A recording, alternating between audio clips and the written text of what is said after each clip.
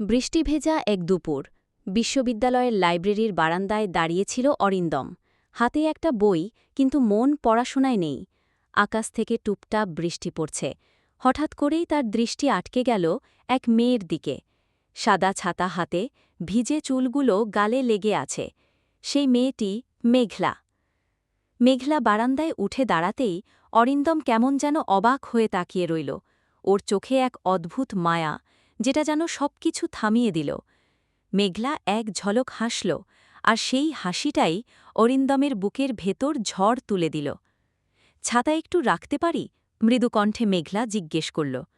হ্যাঁ, অবশ্যই, বলে অরিন্দম বইটা গুটিয়ে রাখল। ছাতার নিচে দুজন পাশাপাশি হাঁটতে লাগল।